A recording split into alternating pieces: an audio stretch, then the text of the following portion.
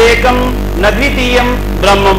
ఏవం అంటే ఒక్కటి, ఏకం అంటే ఒక్కడు, నద్వితీయం అంటే రెండు కానివాడు, బ్రహ్మం సృష్టికర్త. నేను వచ్చేటప్పుడు ప్రతాప్ గారు ప్రసంగం చేస్తున్నారు, దాంట్లో కూడా ఆయన యజుర్వేద శ్లోకాన్ని పఠించారు. అందులో కూడా ఏమంటున్నాడు, ఏకం సత్ విప్రా బహుదా వదంతి అంటాడు యజుర్వేదంలో 59వ అధ్యాయంలో. అక్కడ కూడా ఏమంటున్నాడు, సత్యస్వరూపుడైనటువంటి సృష్టికర్త సత్యం ఒకటే, కానీ విజ్ఞులైనటువంటి వారు ఆయన్ను అనేక నామాలతో పిలుస్తారు అని ప్రస్తావించడం జరిగింది. మరి ఇస్లాం కూడా కుల్లు అల్లాహు అహద్, ఓ ప్రవక్త ఇలా చెప్పి అల్లాహ్ సృష్టికర్త ఒక్కడే అని చెప్తాం. సిమిలారిటీస్ ఎక్కడ కూడా దేవుళ్ళు అనేక మంది అని కానీ లేక దేవుళ్ళు అనేక మంది ఉన్నారని కానీ ఎక్కడ కూడా ప్రస్తావించబడలేదు, ఒక్కడే. మరి ఆ ఒక్కడెవరండి? ఆ ఒక్కడు ఎవరు అంటే మళ్ళీ ఇక్కడ చాలా స్పష్టంగా తెలుసుకోవాల్సింది ఏంటంటే, ఆ ఒక్కడిని విభిన్న నామాలతో పిలుస్తారు తప్ప ఆయన అస్తిత్వం ఒకటే. ఈ విషయాన్ని తెలుసుకోవాలి. ఇంత క్రితం కూడా మీటింగ్ లో నేను చెప్పాను, గ్లాసులో నీళ్లు ఉంటాయి, నేను పానీ అంటాను, మీరు నీళ్లు అంటారు, ఇంకోటి వాటర్ అంటాడు, ఇంకోటి జల్ అంటాడు, ఇంకోటి తన్ని అంటాడు. ఉన్నదేంటి అక్కడ? ఒకటే పదార్థం ఉంది. ఏం మారాయి? భాషలు మారాయి. కనుక ఇక్కడ భాషలు మారినంత మాత్రాన దైవాన్నే మార్చేయడం ఏదైతే ఉందో అది దైవం పట్ల మనం చేసే మొట్టమొదటి అపచారం అవుతుంది. దాన్ని మనం గుర్తించాలి. అల్లాహ్ అన్నా, యెహోవా అన్నా, లేక పరమేశ్వరుడు, లేక అక్షర పరబ్రహ్మ అన్న ఈ పదాలు మారాయి తప్ప ఆయన ఒక్కడే అనే విషయాన్ని మీరు నేను గుర్తించాలి. ఇంకా సిమిలారిటీస్ ఏమున్నాయి అంటే, ఆ ఒక్కడైనటువంటి దైవానికి 6 ప్రధాన గుణాలు చెప్పాయి శాస్త్రాలు. 6 ప్రధాన గుణాలు. ఈ గుణాలు కలవాడే ఆయన. ఈ గుణాలు లోపించిన వాడు ఎవడు కూడా ఆయనతో సముడు కాడు అనే విషయాన్ని చాలా స్పష్టంగా శాస్త్రాలు చెప్తున్నాయి. ఉదాహరణకి మీరు కూర్చున్న దాన్ని కుర్చీ అంటారు, నేను నిలబడిన ఇక్కడ నేను చేయాలనుకున్నటువంటి దీన్ని పోడియం అంటారు. ఏ కుర్చీని పోడియం కానీ పోడియంని కుర్చీ అని కానీ ఎవరైనా అంటారా? ఎందుకనరు అంటే దాని స్వరూప స్వభావాలను బట్టి అది కుర్చీ అయింది, దీని స్వరూప స్వభావాన్ని బట్టి ఇది టేబుల్ అయింది. అలాగే దైవము అని ఏదైతే పదం ఉందో ఈ పదం అత్యంత ఉన్నతమైనటువంటి పదం. ఈ పదం దేనికి పడితే దానికి అప్లై చేయడానికి శాస్త్రాలు మనకు అవకాశం ఇవ్వడం లేదు. ఎందుకంటే కొన్ని ప్రధానమైన గుణాలు ఉన్నాయి. ఈ గుణాలు కలిగినటువంటి ఆ అస్తిత్వమే దైవమైంది. ఆ గుణాలకు అతీతంగా ఉన్న ఏ అస్తిత్వం కూడా దైవం కాలేదు, ఇంకా దైవాంశ సంభూతం కూడా కాలేదు. కానీ దైవం లాంటిది కాగలదు. ఏమండి, మీరు దేవుడు లాంటి వాళ్ళండి, తప్పులేదు. మీరు దేవుడు అండి అంటే తప్పు వస్తుంది. ఇక్కడ మరి 6 గుణాలు ఏంటి అంటే, మొదటి గుణం హీ ఈజ్ ఏ క్రియేటర్, సృష్టికర్త. ఆయన ఎవరు? దేవుడు అని పిలువబడేవాడు సృష్టికర్త, సృష్టికి కర్తయ్య ఉండాలి. అహం సర్వస్య ప్రభవః అంటాడు. అహం అంటే నేను, సర్వస్య అంటే అంతటిని ప్రభవింపజేశాను, పుట్టించాను. నేను క్రియేటర్ని, సృష్టికర్తని. ఈ మాట దివ్య పురాణం కూడా అంటోంది. అఫమై యఖ్లుక్ కమల్లా యఖ్లుక్ అఫలా తజక్కరున్. సృష్టించేవాడు అసలు ఏమీ సృష్టించని వాడు ఉభయులు సమానులేనా అని చాలా స్పష్టంగా అడుగుతోంది. అంటే సృష్టిలో ఉన్నటువంటి దేన్ని సృష్టించేటువంటి శక్తి లేని దాన్ని, సృష్టిలో ఉన్నటువంటి దేన్ని ఉనికిలోకి తీసుకొచ్చేటువంటి ఆ అస్తిత్వం కాని దాన్ని సృష్టికర్తతో సమానంగా మీరు పెట్టకండి అనేది మన ధర్మశాస్త్రాలు స్పష్టంగా చెప్తున్నాయి. ఇది మొదటి. రెండవది, ఆయన పుట్టించేవాడు తప్ప పుట్టేవాడు కాదు. కనుక పుట్టేది ఏది కూడా పుట్టించేటువంటి స్వామితో సమానం కాగలదు. భగవద్గీత శాస్త్రంలో అంటాడు, యోమా మజమ నాదించవేత్తి లోకమహేశ్వరం అసమ్మూఢస్య మర్త్యేషు సర్వ పాపై ప్రముచ్యతే అంటాడు. ఎవడు నన్ను పుట్టుక లేనివానిగాను, అనాది రూపునిగాను, సకల లోకములకు నియామకునిగాను ఎరిగి ఉన్నాడో అట్టివాడు మనుష్యులలో అజ్ఞానం లేనివాడై సర్వ పాపముల నుంచి లెస్సగా విడవబడుచున్నాడు. అజం అంటే జన్మరహితుడు అంటాడు.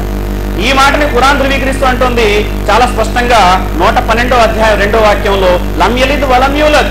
ఆయన ఎవరికి సంతానం కాదు, ఆయనకి ఎవరు సంతానం లేరు. ఎందుకంటే ఆయనకంటూ భార్య ఉంటే కదా. మనందరం దైవ సంతానమే. ఏ విధంగా అంటే దైవ దాసులం అని తప్ప ఆయనకు భార్య ఉండి కలిగినటువంటి సంతానం అని ఎంత మాత్రం కాదు. ఈ విషయాన్ని చాలా స్పష్టంగా చెప్తాం. మూడవది, ఆయన మరణాన్ని ఇచ్చేవాడు, మరణించేవాడు కాదు. ఆయన నాశనాన్ని కలగజేసేవాడు, వినాశకారకుడు తప్ప నశించేవాడు, చనిపోయేవాడు ఎంత మాత్రం కాదు. ఎందుకంటే ఆయన గురించి భగవద్గీత అంటుంది, చాలా స్పష్టంగా చెప్తుంది. అక్షరం అంటుంది. క్షరము అంటే నాశనం అయ్యేది, అక్షరం అంటే నాశనం కానివాడు. అవ్యయం అంటుంది. వ్యయము అంటే ఖర్చు అయిపోయేది, అవ్యయం అంటే మిగిలి ఉండేది అని చెప్పి చాలా స్పష్టంగా ప్రస్తావించడం జరిగింది. ఇదే మాట దైవం గురించి ఖురాన్ ఏమంటుందంటే, అల్లాహు లా ఇలాహ ఇల్లా హువల్ హయ్యుల్ ఖయ్యూమ్ అంటుంది. అల్లాహ్ ఆయన తప్ప వేరొక ఆరాధ్య దైవం ఎవడూ లేడు.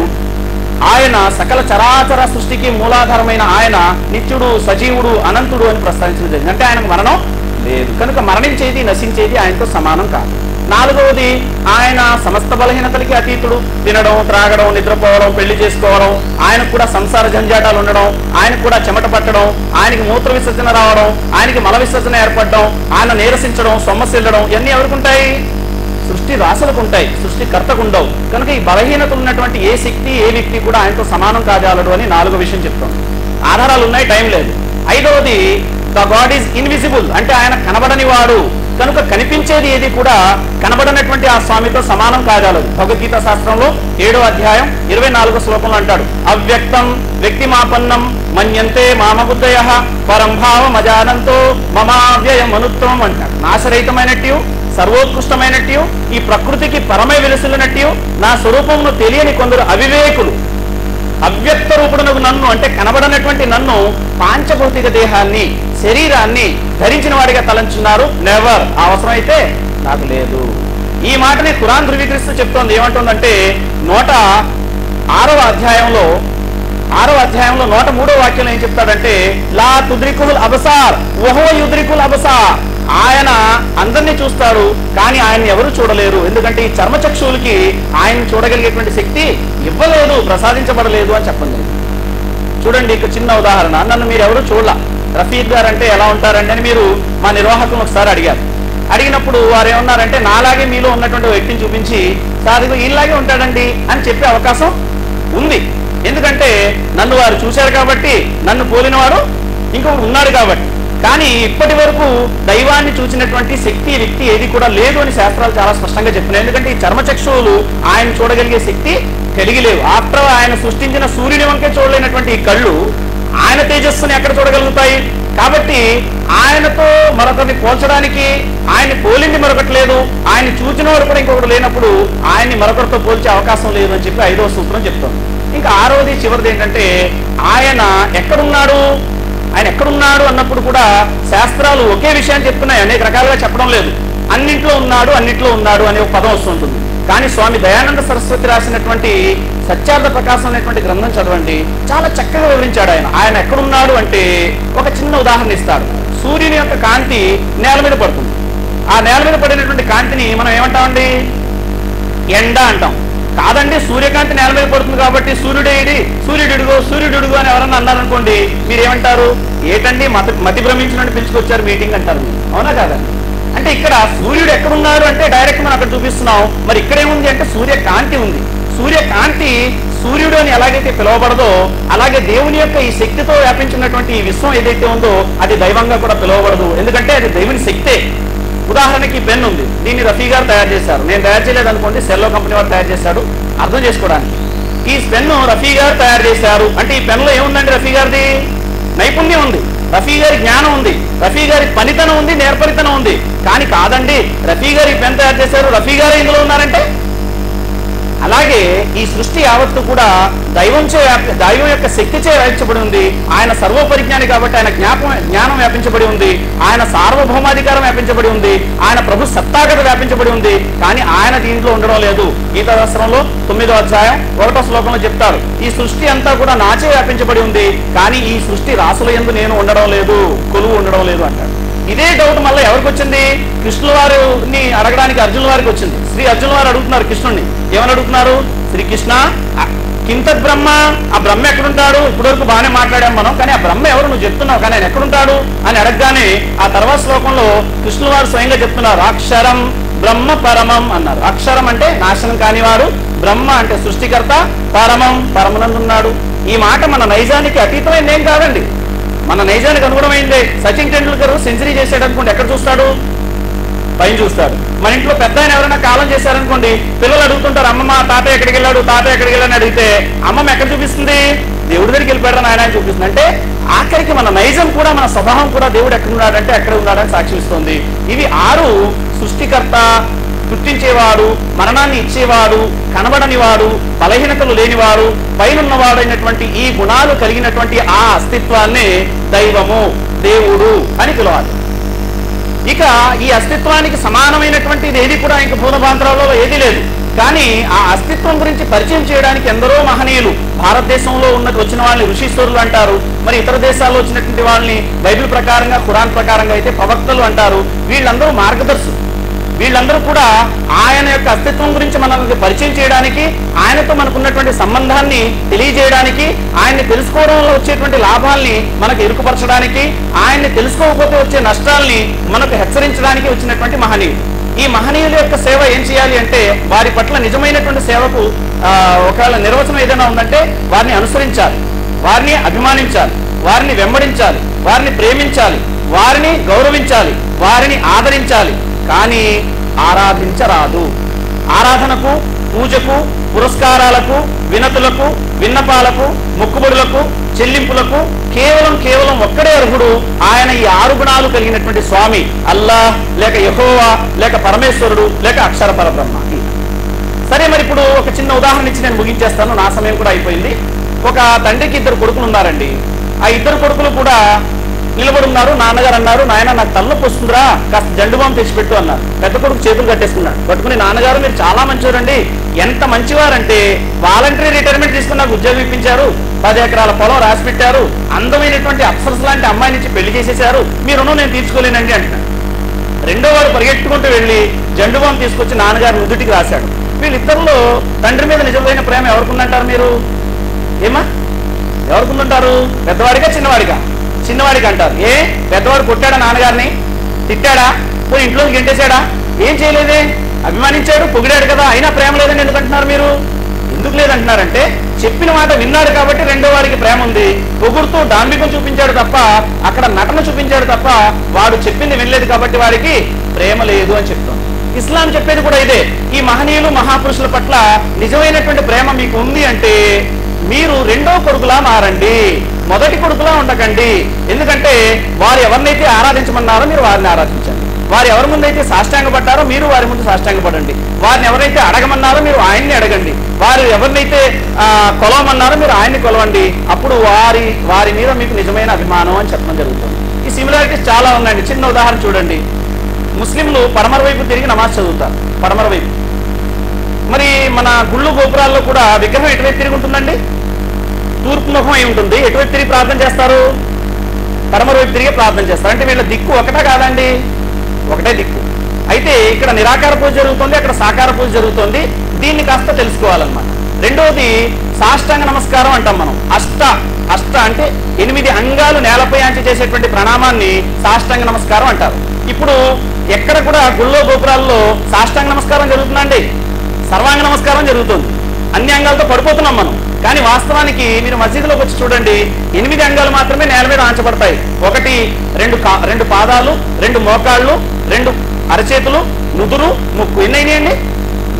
అష్ట అంటే 8 అంగాల్ని నేలపై ఆంచేసేటువంటి ప్రణామాన్ని సాష్టాంగ నమస్కారం అంటారు. ప్రపంచంలో ప్రతి ముస్లిం కూడా సాష్టాంగ నమస్కారం చేస్తాడు, సర్వాంగ నమస్కారం చేయడు. ఇవి ఎక్కడ చెప్పబడినటువంటి విషయాలు? ఇవి ఎక్కడ చెప్పబడ్డాయి? ఖురాన్లోనే కాదు, వేదాంగాల్లో చెప్పిన విషయాలే. కనుక ఇక్కడ సిమిలారిటీస్ ఏవైతే ఉన్నాయో వీటిని కూడా మనం తెలుసుకోవాలి. ఈ సిమిలారిటీస్ ని తెలుసుకుని మనం ఎప్పుడైతే సిమిలారిటీస్ వచ్చేస్తామో మన మధ్య విభిన్నమైన దృక్పథాలు ఉన్నటువంటి విషయాన్ని కూర్చొని ఆలోచించుకోవచ్చు. నా వ్యక్తిగత అభిప్రాయం ఏంటంటే మన ప్రపంచంలో ఉన్న గ్రంథాలన్నింటిలో కూడా 80 నుంచి 90% సిమిలారిటీస్ ఉన్నాయి. ఖురాన్ కూడా అందుకనే పిలుస్తుంది. ఖురాన్లో దేవుడు అంటాడు, ఓ గ్రంథ ప్రజలారా, మీకు మాకు సమానమైన విషయాలకు వద్దాం రండి, వచ్చి మనం ఈ విషయాన్ని ముందు అనుసరిద్దాం, ప్రతిమా విషయాలు ఏవైతే ఉన్నాయో వాటి గురించి కూర్చొని చర్చించుకుందాం అని చెప్పడం జరుగుతుంది. కనుక మహాశీలారా, దైవభీతి దైవభక్తి అంటే సృష్టికర్తను తెలుసుకోవడం, ఆయనకు భయపడడం, ఆయన ఆజ్ఞానుసారంగా జీవితం గడపడం. ఏదో యాంత్రికంగానో లేక యాదృచ్ఛికంగానో సాంప్రదాయకంగానో ఎప్పటి నుంచో కొట్టుకొస్తుందని చెప్పి ఆయన ఆచరించే ఆచరణ దేవుడు కొద్దు. ఏమంటాడంటే ఆత్మశుద్ధి లేని ఆచారం అది ఎలా, బండ శుద్ధి లేని బాకమేలా అంటాడు. చిత్తశుద్ధి లేని శివపూజలేలయా విశ్వదాభిరామ వినురమ్యం అంటాడు. అంటే మనం దైవాన్ని ఆరాధించాలంటే చిత్తశుద్ధి ఉండాలి, దైవాన్ని ఆరాధించాలంటే ఉత్తమ సంకల్పం ఉండాలి, పరిశుద్ధ మనస్సు ఉండాలి. మనం ఏ చెడులైతే చేస్తున్నామో వాటిని అధిగమించాలి, వాటిని వదిలేయాలి. పవిత్రమైనటువంటి మనస్సుతో పవిత్రమైనటువంటి దైవాన్ని ఆరాధించాలి. అప్పుడే మనం పవిత్రంగా ఉండగలుగుతాము.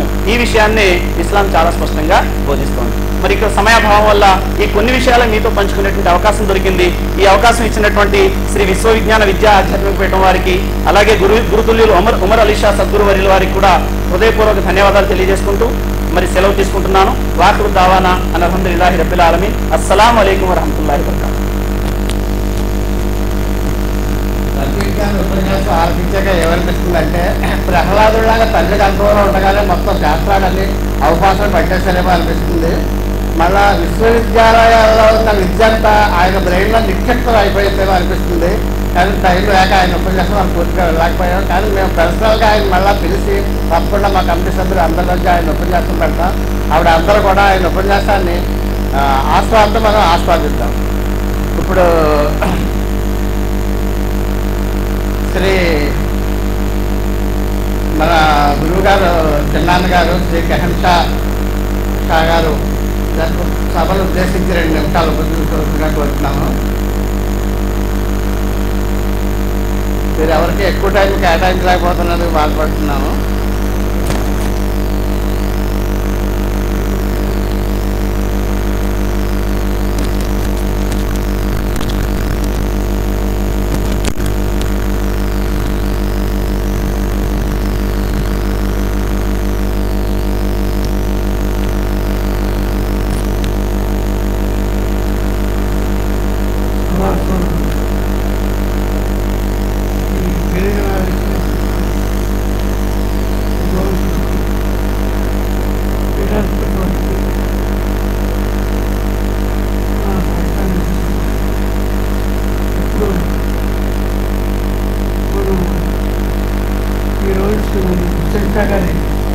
అంటే మా నాన్నగారి జన్మదినం వేడుకలు చేసుకున్నాం.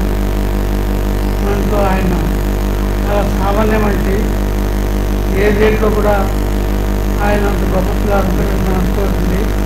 అయితే నేను ఆంగ్ల భాషలో ఇచ్చేటప్పుడు ఆయన అడిగాను, నాన్నగారు మీరు పుస్తకం రాశారు కదా, దీని తర్వాత ఈ వారం వచ్చే వారం అవుతండి అని అనగానే ఈ గురుగారిని చూపించి అన్నారు, అతను మా సామాన్య మానవుడు ఉంటున్నారట, అతను సామాన్య మానవుడు కాదు, ఈ అన్ని విషయాలు తీసుకున్నటువంటి గొప్ప విద్యావేత్త అతను. డాక్టర్ ఉమర్ అలీ షా అతను చాలా ఇది అభినందించవలసినటువంటి గొప్ప అని చెప్పేసి నాన్నగారు నేను బోట్లో వెళ్తున్నామండి. బోట్లో వెళ్తున్నప్పుడు అన్నారు, ఏమయ్యా అది ఆంగ్ల భాషలో ఇది రాయాలి, నా పుస్తకం చాలా పుస్తకం ఈ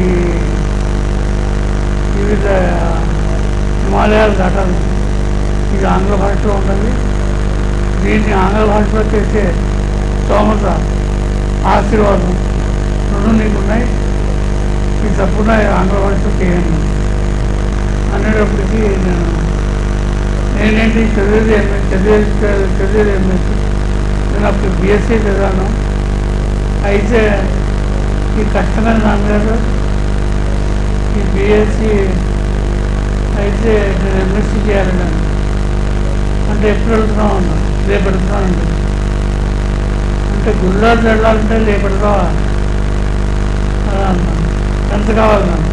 3 నుంచి 4 వేలు అవుతుంది వెళ్ళడానికి అనేటప్పటికి ఏంటి 4 పైసలు చెప్పాడ, 4 పైసలు 4,000 రూపాయలు దాన్ని కరెన్సీలు తీసుకొస్తే 4,000లా కనిపించాలంటే సంపాదించిన ఎంత స్తోమతుంటారు. మీకు అదేం పెద్ద ఇదేం కాదండి, ఇలా అనగానే వచ్చేస్తుందండి అన్న. ఇలా పైకి వేస్తే అంటే నేను ఎప్పుడు ఏకడంగా మాట్లాడేవాడిని. నవ్వారు ఇలా చెప్పినాడంటే ఇచ్చినాడంటే మీకు డబ్బు వచ్చేస్తుంది అలా అన్నాను. అవును చాలా గౌరవం చెప్తుండే, అలా అనగానే డబ్బులు వచ్చేదానికి ఏమైనా ప్రింటింగ్ చేయించాలన్నా 4,000 రూపాయలు మీరు పోగు చేసి నేను ఇవ్వాలంటే ఎంతమంది శిష్యుల దగ్గరికి వెళ్ళాలి, ఎంతమందిని ప్రాధాయపడాలి, వాళ్ళ దగ్గర ప్రాధాయపడి ఆ డబ్బు తీసుకుని వచ్చి నేను ఇవ్వాలి, ఇది పట్టుకుని పెడతావు, దీనికి ఎంత టైం పడుతుందో నువ్వు కనీసం ఒక 15 రోజులు నెల కనీసం నెల పడుతున్నారు అనేటప్పుడు నేను అయితే పెడుతున్నాను దాన్ని అప్పుడు దాంట్లో ఇచ్చేసాను. అయితే అక్కడికి వెళ్ళాలంటే నీకు డబ్బు కావాలి. అవును, 300 రూపాయలు తీశారండి. 300 ఇచ్చారు. రేపు అక్కడికే టికెట్ తీసుకుని బయలుదేరించుకోండి. అక్కడికి వెళ్ళాను, 300 ఇచ్చారు. టికెట్ డబ్బులు ఇస్తే 278 అయింది. 278 అయిందండి. మీరు చిల్లరాను టికెట్ ఇచ్చాడు. ఆ టికెట్ తీసుకొచ్చి నాన్నగారు రాజమండ్రి, నేను రాజమండ్రిలో వస్తాను. అప్పుడు రాజమండ్రి, ఇదే రాజమండ్రి, ఈ స్టేషన్లో నేను సీట్ మీద కూర్చుని ఉంటాను. నా దగ్గరికి వచ్చి ఆ ట్రైన్లోంచి నా దగ్గర రాను. అలాగే అని చెప్పి ట్రైన్ దగ్గరికి వెళ్ళాను. ట్రైన్లో ఉన్నాను. అయ్యగారు ఏం చేశారంటే కూర్చున్నాను. ఆయన చూడగానే ప్లాట్ఫామ్ ఉన్నాను. ఈ మొత్తం మట్టి కొట్టుకుపోయిందండి. ఈ బట్టలన్నీ మాసిపోయాయి. ఆయన నిన్న పెరిగిన బట్టలు ఆ రోజు అంత షాపీగా ఉన్నాయి. ఏంటి ఇలా ఉన్నారు అని చెప్పి నేను చాలా అలసిపోయి ఉన్నాను. దిగుబట్టి ట్రైన్ దిగిపోయి నాన్నగారు అనేటప్పటికి పరిగెత్తుకు వచ్చారు. వచ్చి నేను వచ్చాను, టికెట్ తీసుకున్నాను. అవునండి, గుజరాత్ తీసుకున్నాను అంటే అక్కడ సీట్ వస్తుందా లేదా అనేది నాకు తెలియదండి. కానీ అక్కడ రాశాను, సీట్ ఇస్తాను అన్నాడు. అదే నేను ఆ బండిలో వచ్చాను. బండి దిగానంటే ఆయన జేబు మాల్లో డబ్బులు 100 రూపాయలు మూట కట్టున్నాయండి. ఆ మూట చేతిలో పెట్టాను. బాబు జాగ్రత్త, ఇది నా శిక్షుల కష్టాలు చేద్దాం. ఇది నేను తమిళగా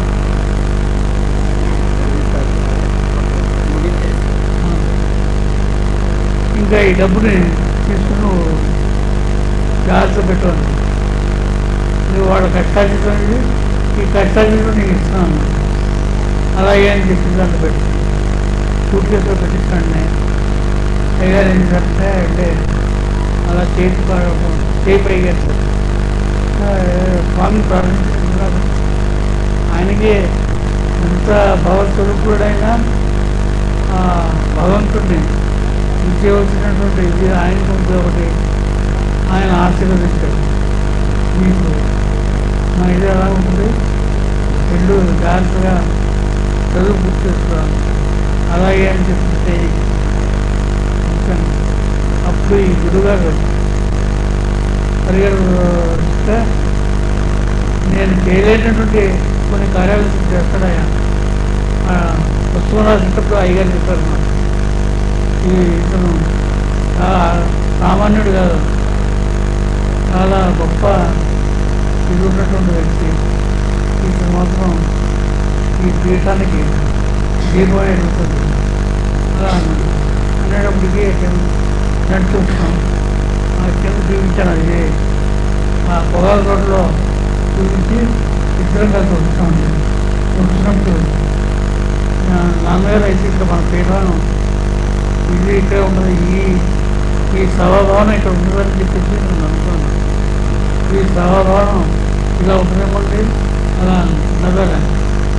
నవ్వి ఇక్కడ కాదయా గోదావరి ఒడ్డున ఉంటుంది, మన సభాభవనం గోదావరి గట్టు మీద ఉంటుంది అని చెప్పి అక్కడికి వచ్చేటప్పుడు ఆ గోదావరి గట్టు మీద ఈ సభాభవనాన్ని ఆయన కట్టేశాడు. అప్పుడు అనుకున్నాను, నేను చెప్పింది చాలా ఇదిగా ఉందండి, ఈ సభాభవనం ఎక్కడ ఉంటుందండి అనేటప్పుడు గోదావరి గట్టు మీద అన్నాను కదా, అక్కడ ఉంటుంది. ఆయన గొప్ప ఇది జ్యోతిష్కుడు అండి. జ్యోతిష్కం అంతా మన జీవితం అంతా ఆ విధంగా వారితో చాలా సన్నిహితంగా ఉంటాయి. ప్రయాణాలతో కాలం చేస్తూ అదేవిధంగా ఆయన పుస్తకం ఇంగ్లీష్లో కాలంతో పెట్టి రాశాను. రాసిన తర్వాత హిమాలయాలు దాటిపోయాను. అప్పుడే మన్నాడు పుట్టినరోజుకుంది. రాయలసీమ గారి ఇంటిగా ఆయన ఉపన్యాసం ఉంది. ఆ ఉపన్యాసం వచ్చినండి మన ఉపన్యాసం ఉండే కూడా ఇంకా నైనాలు వచ్చాడు అంటే ఆయనే అన్నాడు ఇట్స్ క్వాంటిటీ ఆఫ్ మెసేజ్ ఇది ఎంటైర్ యూనివర్సిటీ. ఇప్పుడు ఈ నైనాలు చెప్పండి ఈ quantity of message entire university ఈ నైనాలు.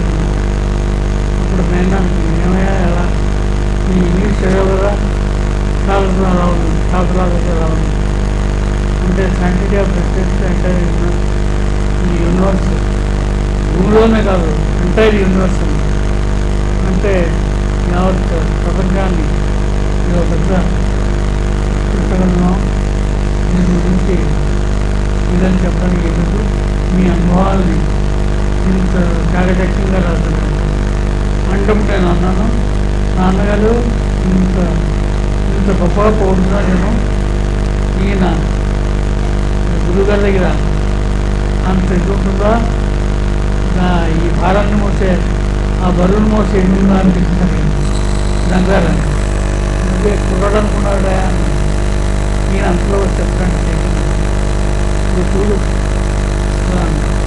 అనేటప్పటికీ గులాబీ రంగు షర్టు వైట్ ప్యాంటు కాలేజీతో చెప్తాను చెప్పారు ఇతర ఇష్టంగా ఏదో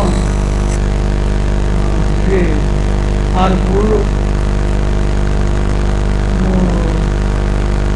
తీరులా ఉంటుందయా ఇందులో మన సామెత చెప్పినట్టు ఉంటుంది. కానీ ఇప్పుడు మాత్రం చాలా మాత్రమైనటువంటి వ్యక్తి మాత్రమైనటువంటి దేశాన్ని వెలిగిస్తాడు. చేత ఈ సమావేశంలో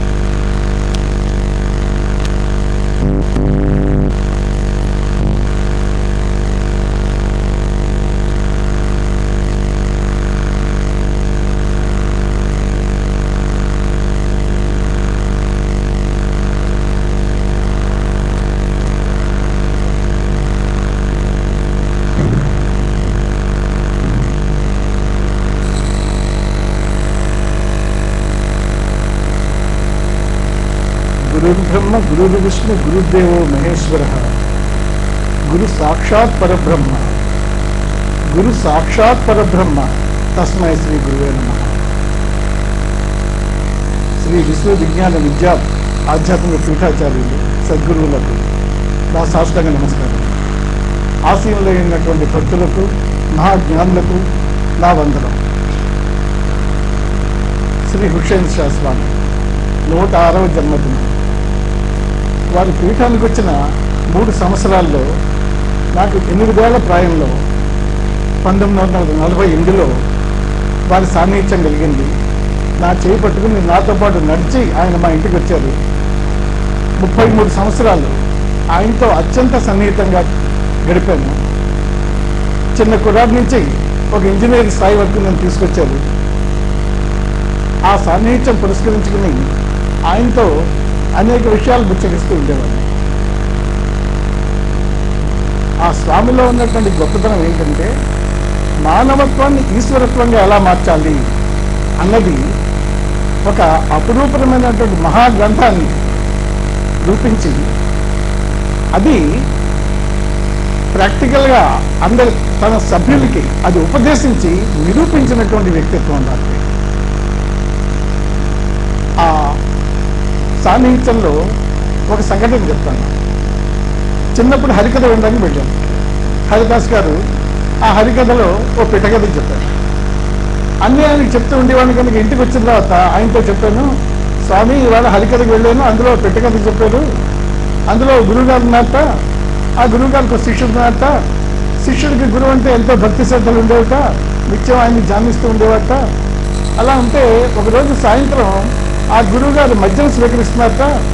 అది శిష్యుడు చూసి గురువు అంతటి వాడు మద్యం స్వీకరించగా నేను స్వీకరిస్తే ఏంటి అని భ్రాంతిలో పడి ఆ మద్యాన్ని స్వీకరించారట. ఇది గురువు గ్రహించి మొన్నాడు ఇద్దరు కలిసి బజార్లో వెళ్తుంటే కమ్మరి కొలువులో ఇనుముని ద్రవంగా మార్చి మూసలో పోసి పోత పోసే ప్రయత్నంలో ఉండగా ఈయన కొలువు దగ్గరికి వెళ్ళి ఆ మూసలో ఉన్నటువంటి కరిగిన ఆ ఇనుముని దోశలతో తీసుకుని అది తాగేట.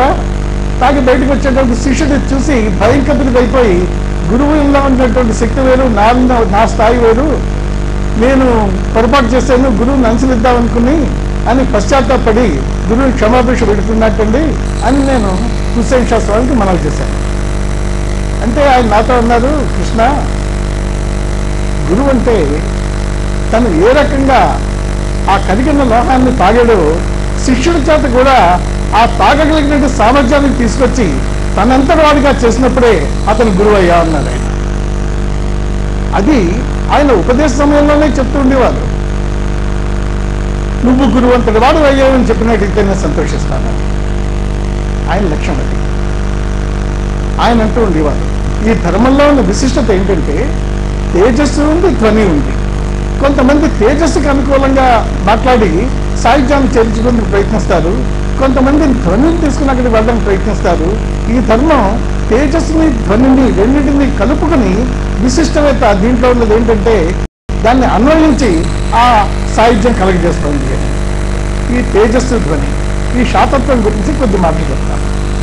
ఈ తేజస్సు ధ్వని ఎక్కడి నుంచి వచ్చే ఈ తేజస్సు ధ్వని లోకంలోకి అని చూసినట్టయితే ఆదిలో ఉన్నది ఆ రసస్వరూపమైనటువంటి, ఆ క్షాళనమైనటువంటి, పరిశుద్ధమైనటువంటి, ఏకాకృతిలో ఉన్నటువంటి ఆ తేజస్సు అది నిరాకారంగా ఉంది.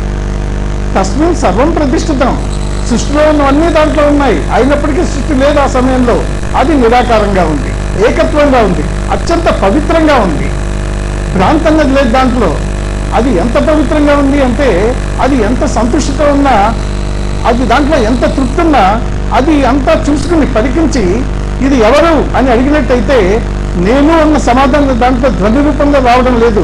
ఎందుకంటే ధ్వని వచ్చినట్టయితే అందులో ద్వైతీభావం ఉంది. ఏకమేవా ద్వితీయం బ్రహ్మ, ఉన్నది ఒకటే అక్కడ. అందుకని అది ఇది ఎవరు అనేది ప్రశ్నించుకున్నప్పుడు దాంట్లో ఆ నేను అన్న ధ్వని దాంట్లో తెలివిగా, దాంట్లో ఒక కళగా ఇమిడిపోయింది, కానీ విడిగా ధ్వని రూపంలో రావడం లేదు. కానీ సృష్టి ఆ పరబ్రహ్మ స్వరూపం నుంచి విడిపోయినప్పుడు ఎందుకు విడిపోయింది? సృష్టి చేయాలి అన్న కోరిక. ఈ కోరిక మూలాన్ని ఆ పరబ్రహ్మ స్వరూపం నుంచి విడిపోయి ఈ సృష్టి జరిగింది. ఈ జరిగిన సృష్టిలో పదార్థం ఉంది. ఈ పదార్థంలో సృష్టించిన తర్వాత పదార్థంలో అణువణువులోనూ ఆ ఈశ్వర శక్తి ఉంది. పదార్థంలో ఈశ్వర శక్తి ఉంది. ఎలాగుంది అన్నట్టయితే అనోరణీయాన్ మాతమయ్యాన్ ఈశ్వరాత్మ. ఈ ఆత్మశక్తి అన్నది పదార్థం మొత్తంలో ఉంది. ఈ ఆత్మశక్తిలో ఉన్నది కూడా తేజస్సే. కానీ ఈ తేజస్సు భగవంతుడి తేజస్సుతో పోలిస్తే వన్యతగ్గుంది. ఇంచేత ఇది భ్రాంతి చేత, మాయ చేత, అవిద్య చేత కలుషితమైపోయింది. ఈ కలుషితమైపోయినటువంటి ఈ ఆత్మశక్తి ఉండడం వల్ల దీంట్లో ద్వైతీభావం వచ్చి నేను ఎవరు అని మనం ప్రశ్నించుకున్నప్పుడు నేను అన్న సమాధానం మనకి ధ్వని రూపంలో వస్తుంది. అందుకని అక్కడ ఆదిలో ఒకటే ఉన్నటువంటి ఆ ధ్వని తేజస్సు మిళితమైంది. ఇక్కడి సృష్టిలోకి వచ్చేటప్పటికి రెండుగా విడిపోయింది.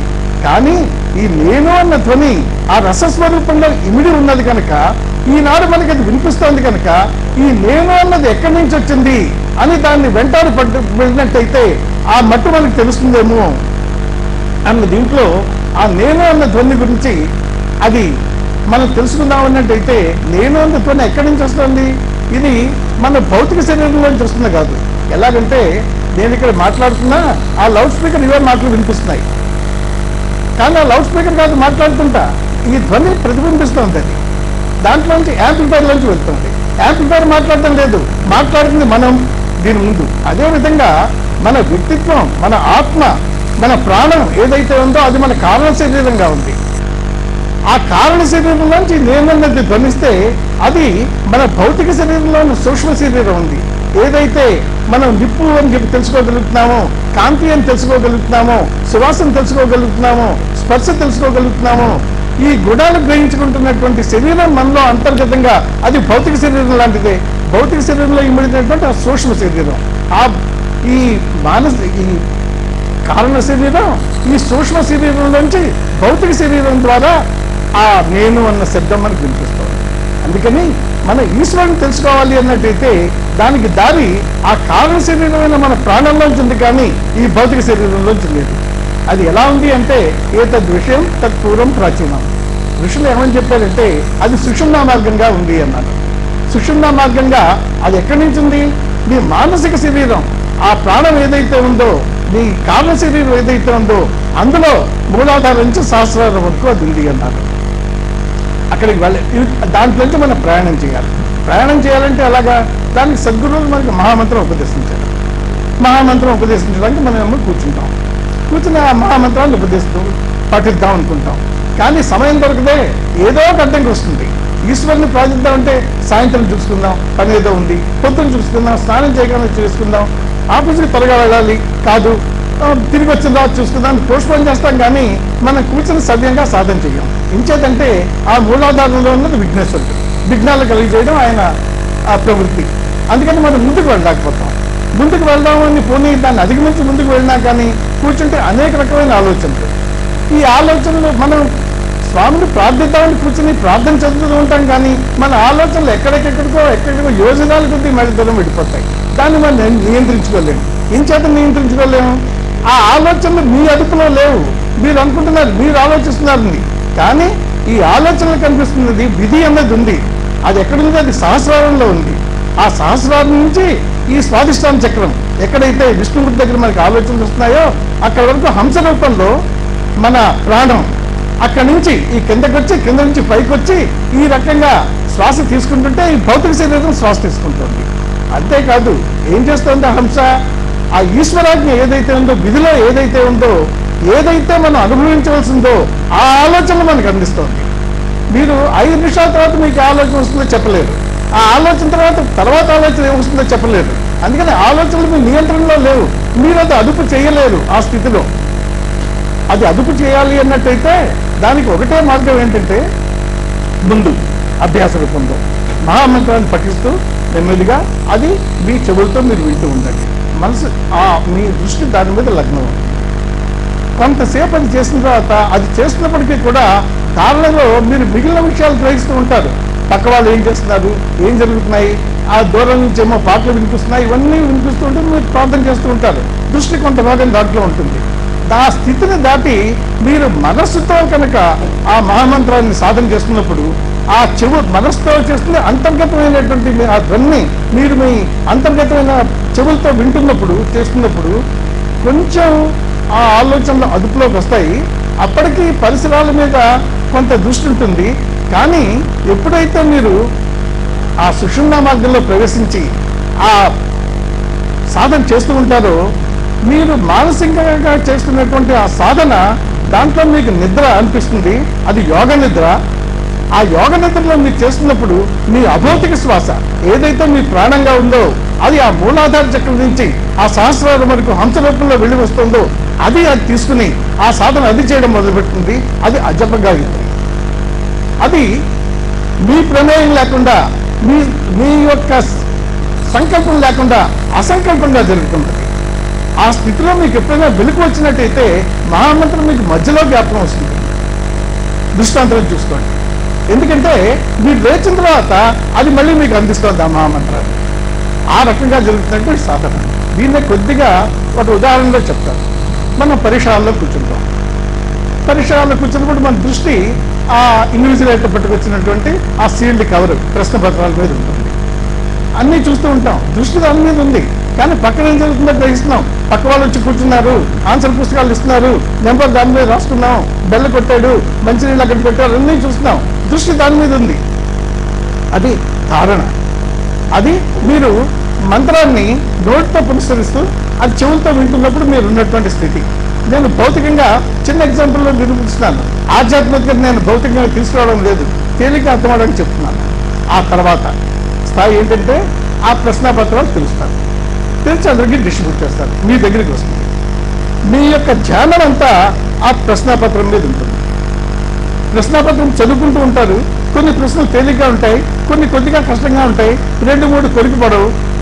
ఆ సమయంలో మీరు చుట్టూగా పరికించి చూస్తారు, మిగిలిన వాళ్ళు ఎలా ఉన్నారు, వాళ్ళకి పేపర్ టఫ్గా ఉన్నట్టు కనిపిస్తుందా లేకపోతే తేలిగ్గా ఉన్నట్టు కనిపిస్తుందా అని మీ ధ్యానం ఆ క్వశ్చన్ పేపర్ మీద ఉంది. కానీ మీకు కొంతవరకు అంత విస్తృతంగా లేదు, కానీ కొంతవరకు ఆ పక్కన ఏమవుతుందో ఆ పరిజ్ఞానం ఉంది. అది ధ్యానం, మీరు మానసికంగా చేసుకునే మంత్రం. ఇది కాకుండా మీరు ఆ సమాధి స్థితిలోకి వెళ్ళినది అది ఎలా ఉంటుందంటే, మీరు మీకు బాగా తెలిసిన ప్రశ్న ఉంటుంది, అది తీసుకుంటారు, అది రాయడం మొదలు పెడతారు. 2 సంవత్సరాల శ్రమ, అది 6 పేజీలో ఆ ఎగ్జామినర్కి మీరు రుజువు చేసుకోవాలి మీరు పడిన శ్రమ ఏంటోను. అందుకని మీరు యావశక్తిని కూడగట్టుకుని అది ఎంత క్షుణ్ణంగా రాయాలో అంత క్షుణ్ణంగా దృష్టి దాని మీద పెట్టి చేస్తున్నప్పుడు ఇన్విజిలేట్ అటు ఇటు వెళ్తున్నప్పుడు మీకు తెలియనే తెలియదు. పూర్తిగా దాంట్లో ధ్యానం ఉంటుంది. ఒక రకంగా అది సమాధి స్థితి. నేను చెప్తున్న అభౌతిక శ్వాసతో ఆ మూలాధార చక్రం దగ్గర నుంచి సహస్రాల వరకు హంస ప్రయాణం చేస్తున్నట్టు అజపు గాయత్రి ఏదైతే ఉందో ఆ స్థితిలో మీకు మిగిలిన ఏమీ ఉండదు. అక్కడ పెద్ద లౌడ్ స్పీకర్ 1000 వాట్ల లౌడ్ స్పీకర్ పెట్టి మీకేమో అక్కడ సినిమా పాటలు వేసినా మీరు అది వినిపించుకోవాలి. ఆ స్థితి అటువంటిది. ఇప్పుడు సమయం ఎక్కువ లేకపోవడం వల్ల నేను ఈ స్వాదిష్టాన చక్రం దగ్గర నుంచి ఆజ్ఞా చక్రంకి బుల్లెట్ ట్రైన్లో కనెక్టర్లో అక్కడికి తీసుకెళ్ళిపోతున్నాను.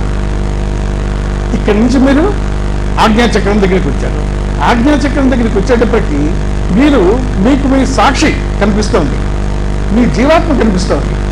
అది అక్కడికి వచ్చిన తర్వాత ఆజ్ఞా చక్రంలో ఇంతవరకు మీరు ఈ మిగిలిన షట్చక్రాల్లో దాటుకు వచ్చిన తర్వాత అక్కడ చిగురికి మీకు బలీయమైనటువంటి భ్రాంతి శక్తి కొండల్ని అది మీకు ఎదురుగుండా నిలబడి మిమ్మల్ని ముందుకు వెళ్లకుండా మీకు అడ్డుగా నిలబడుతోంది. గుర్తుంచుకోండి, కొండల్ని అన్నది భ్రాంతి, సర్పాకారంలో ఉంటుంది.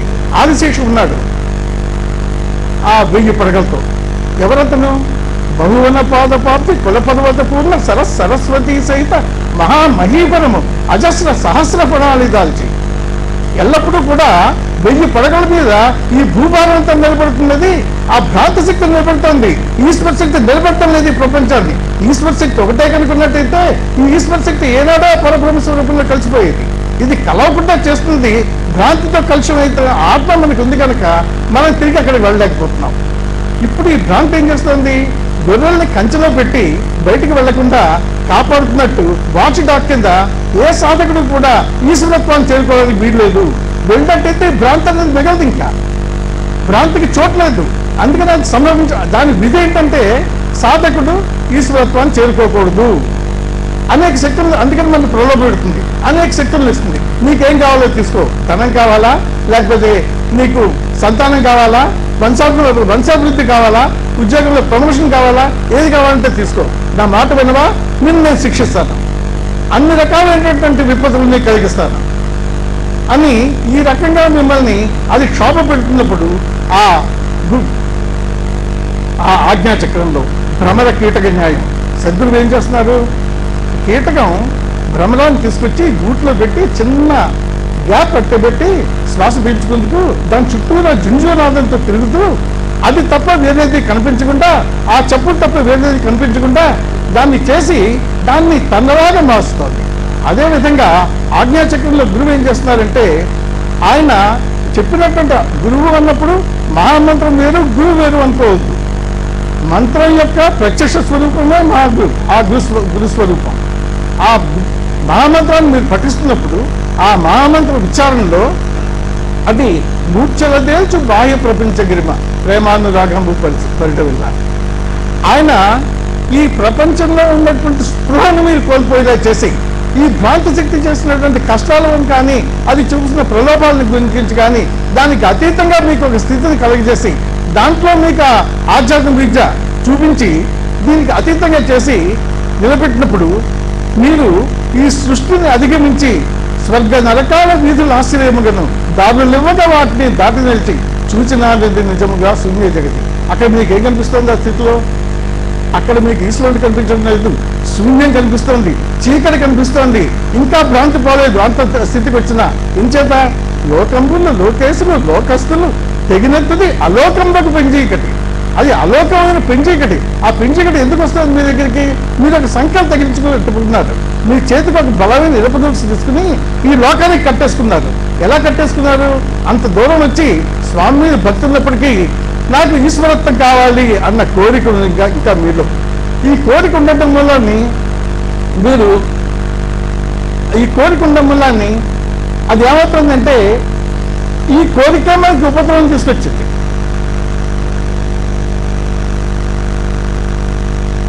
ఈ కోరికే మనకి ఉపద్రవాన్ని తీసుకొచ్చింది. ఆ ఆదిలో ఉన్నటువంటి ఆ పరబ్రహ్మ స్వరూపం సృష్టి విడిపోవడానికి కారణం సృష్టి చేయాలి అన్న కోరిక. ఈ కోరికే భ్రాంతి. ఈ కోరికని మీరు త్యాగ రూపంలో ఈశ్వరుని చేరుకోవాలి అన్న సంకల్పాన్ని కూడా త్యాగ రూపంలో దాన్ని వదిలేసినప్పుడు మీరు చేస్తుంది కేవలం ఆ తిరిగి ఆకాంక్షించినటువంటి ఆ మహాతపస్సు చేస్తున్నప్పుడు ఆ శూన్యంలో సద్రూపం మీకు గోచరించి అది ఆ గురుస్వరూపంగా గోచరిస్తుంది. గురుస్వరూపంగా ఎందుకు గోచరిస్తుంది? మనం ఉన్న దిగుడు బావులో మన పైకి తీయాలి అంటే దిగుడు బావు బయట ఉన్నవాడు తీయగలరు కానీ లోపల ఉన్నవాడు తీయలేరు. సద్గురువు ఎవరు? సద్గురువు అవతారి. ఇందాక ఒక ఉదాహరణ చెప్పారు. సూర్యుడు సూర్యరశ్మి కిరణాలు అని. పెంకుటింట్లోంచి సూర్యరశ్మి కిరణం ఒకటి నేల మీద పడుతుంది. అది సరిగ్గా సూర్యరశ్మికి ప్రతిబింబం. దాన్ని చూడండి, దాన్ని చేత పట్టుకోవడానికి ప్రయత్నించండి, చేతికి దొరకదే. మనకి కనిపిస్తుందే, సగుణంగా ఉందే కనిపించడం వల్ల. కానీ దాన్ని పెట్టిలో పెట్టి దాచుకోలేమే. చేయి పెట్టి గొప్పకుని మూత పెట్టి కింద ఉందా లేదా చూడలేమే. చేతికి దొరకదే. ఎంచేత దాంట్లోని విశిష్టత ఏంటి? మనం అయితే పరబ్రహ్మ స్వరూపంలోంచి తెగదప్పులు చేసుకొచ్చేసాం. నేను సృష్టి చేసుకుంటాను, నీకు సంబంధం లేదు, మధ్యలో శూన్యం ఉంది, ఓంకారంలోకి వెళ్తాను, దాంట్లో సృష్టి జరుగుతోంది అని విడిపోయి వచ్చేసాం. కానీ ఆ సద్గురుమూర్తిలో ఉన్నటువంటి కిరణం అక్కడి నుంచి కింద వరకు కూడా ఏకత్వ రూపంలో ఆ శక్తిని తీసుకొస్తుంది కనుక ఆయన సద్గుణానికి నిర్గుణానికి అతీతంగా ఉన్న పరబ్రహ్మ స్వరూపం అది. అది ఒక్కటి, అది భ్రాంతిరహితంగా ఉంది. అది భ్రాంతిరహితంగా ఉంది కనుకనే మిమ్మల్ని ఆ స్థితికి తీసుకెళ్ళగలదు. ఆ స్థితిలో మీరు ఆ సద్గురువుని చూసినప్పుడు మీరు ఆ కోరిక వదిలేసినప్పుడు మీలో ఉన్న ఆత్మలో ఉన్నటువంటి ఆ భ్రాంతి తొలగిపోయి ఆ సద్గురువు యొక్క మహా తేజస్సులో ఆ తేజస్సు మీలో ఉన్న తేజస్సు ఒకటిగా ఉంది కనుక అది మళ్ళీ ఏకమేవా ద్వితీయం బ్రహ్మ. అది ఇది విడిగా లేదు కనుక అది జీవ బ్రహ్మైక్యం. గురువంతుడు వాణి చేస్తున్నారు అని హుస్సేన్ షా స్వామి చెప్పిన దానికి అది నిరూపణ. ఇది అనేక మంది శిష్యులు ఈ విషయాన్ని గ్రహించి తిరిగి నాకు జన్మ లేదు, తెలుసు మరణమేమిటో ఆ తెర మరుగులేమో అని చెప్పినటువంటి వ్యక్తిత్వాలు ఈ సభలో ఉన్నాయి. ఆ స్థితిలో అదేంటంటే అహం బ్రహ్మస్మి, నేను ఈశ్వరుని ఉన్నాను. అదేవిధంగా జల్లో జలాలాహో, అదే అనల్ హక్ మన్సూర్, అది నేనై ఉన్నాను. అది రాయత్ రబ్బీ బి ఈశ్వరుణ్ణై ఈశ్వర తేజస్సు చూస్తున్నాను. యేసుక్రీస్తు ప్రేమతత్వంలో తనకి అంచానికి కారణమైనటువంటి సిలువలో కూడా ఆయన ప్రేమను చూడగలిగాడు. అదే హుస్సేన్ షా గారు చెప్పారు. అది ప్రేమైక రసరూపం అవ్యయం హుస్సేన్ షా గారు చెప్పింది. దాంట్లోనే అహం బ్రహ్మ అస్మి అందులో అహం నేను బ్రహ్మని అయ్యాను ద్వైతీభావం ఉంది. మళ్ళీ దాన్ని మించిన స్థితి ఏంటంటే స్వయం బ్రహ్మ నసందేహ, బ్రహ్మనై ఉన్నాను, సందేహం లేదు. ఆ స్థితికి పరబ్రహ్మ స్వరూపమైనటువంటి ఆ సద్గురు మమ్మల్ని తీసుకువెళ్ళేలాగా ఆశీర్వాదం చేయమని వారిని ప్రార్థిస్తూ నేను సెలవు తీసుకుంటాను.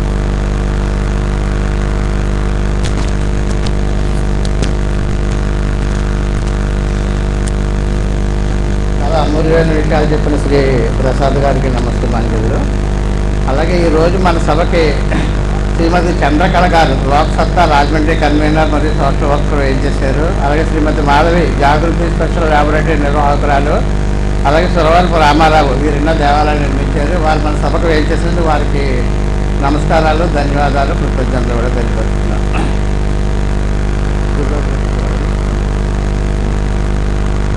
ఇప్పుడు శ్రీ ధర్మసింగ్ గ్రాంతి సిక్కుమల్ ప్రతినిధిగా వేయించేశారు. వారికి ఏదో అర్జెంట్ పని ఉందట, వారికి సెలవు తీసుకుంటానంటున్నారు. వారి స్వామి పుష్పాలతో సత్కరించి ప్రసాదాన్ని బహుకరించవలసిందిగా కోరుతున్నాను.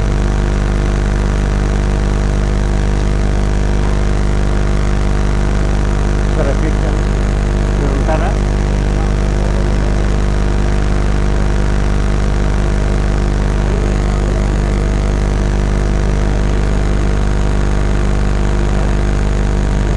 ఇస్లాం మత ప్రతినిధిగా వేయించేసిన శ్రీ రఫీక్ గారు వారికి నమాజ్కి టైం అవ్వడం వల్ల వారు సెలవు తీసుకుంటారంటున్నారు. వారికి స్వామి దుస్తాలతో సత్కరించి ప్రసాదాన్ని బహుకరించవలసిందిగా స్వామిని నమస్కరిస్తూ వేడుకుంటున్నాం.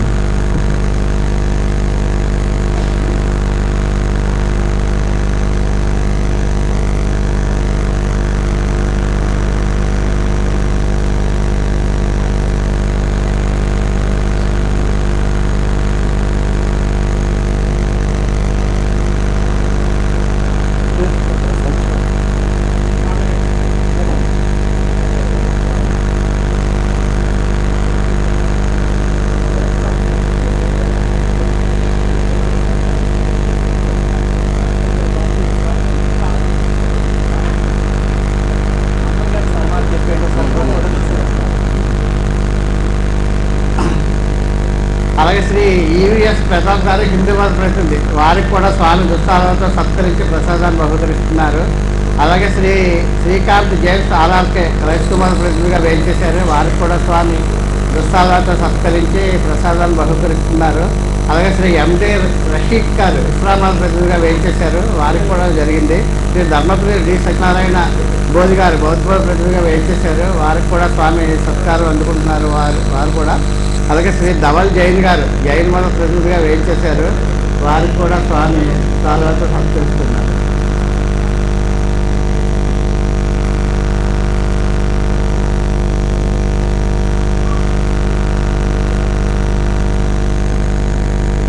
శ్రీ ధర్మసింగ్ రామ్తే గారిని స్వామి సన్మానిస్తున్నారు.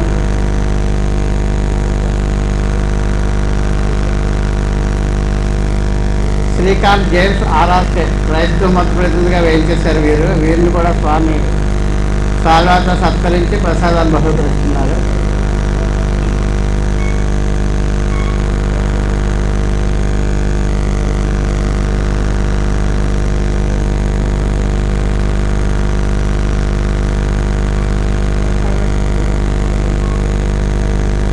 అలాగే శ్రీ బౌద్ధ మత ప్రతినిధిగా విచ్చేసిన ధర్మపురి డి సత్యనారాయణ బోధి గారిని స్వామి సాల్వాతో సత్కరించి ప్రసాదాన్ని బహుకరిస్తున్నారు.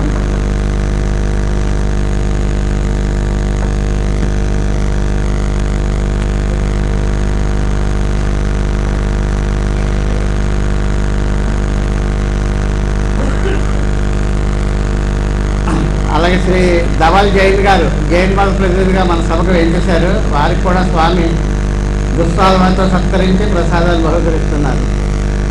ఈ మతాధిపతులుగా వేయించేసిన ఆరుగురికి మరలా మనం నమస్తమాంగం తెలియపరుచుకుంటున్నాము. వారు ఎంతో విలువైన టైంను మనకి కేటాయించారు. అంతేకాకుండా ఉపన్యాసం ఆద్యంతం భక్తులతో ఆర్పించారు. వారందరికీ కూడా స్వామి మన రాజమండ్రి పీఠం తరఫున నమస్తమాంజలు. వీరు అవకాశం ఉన్న వారంతా సభ పూర్తిగా ఉండి స్వామి ప్రసంగాన్ని ఆలపించాలని కోరుకుంటున్నాము.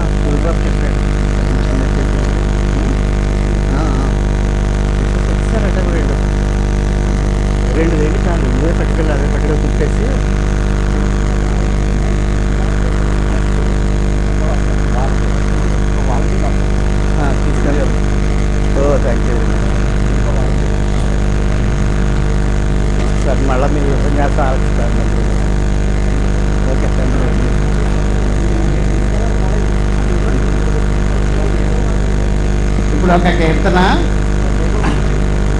ఏమి చేయగలవు అనే కీర్తన స్వాతి ఉమా ఆలపిస్తారు.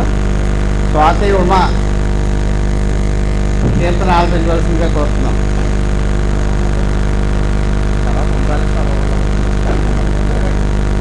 దీని అనంతరం ఉమరాలిషా రూరల్ డెవలప్మెంట్ ట్రస్ట్ కార్యక్రమాలు ఉంటాయి. జస్ట్ 5 minutes జాబ్ అంతే. ఆ తర్వాత స్వామి ప్రసంగం ఉంటుంది.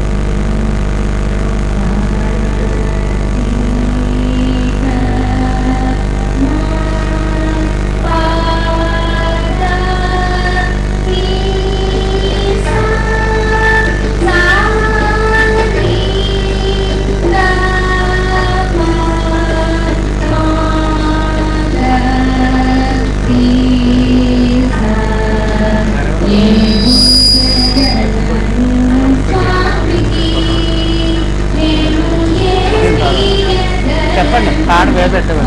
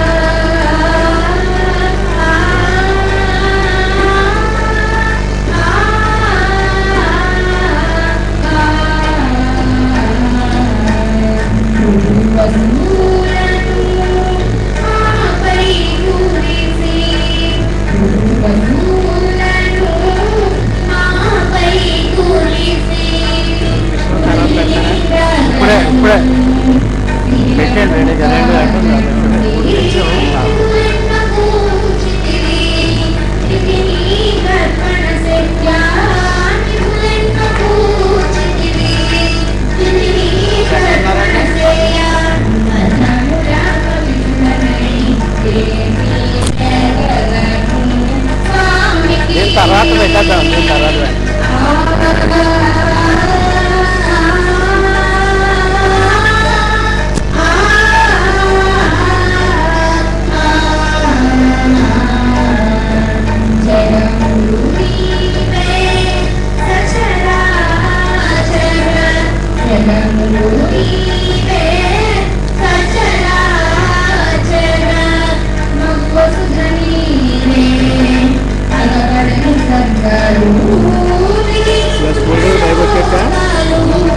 ఇలా అవగానే ముందు కొట్టు మిషన్లో తర్వాత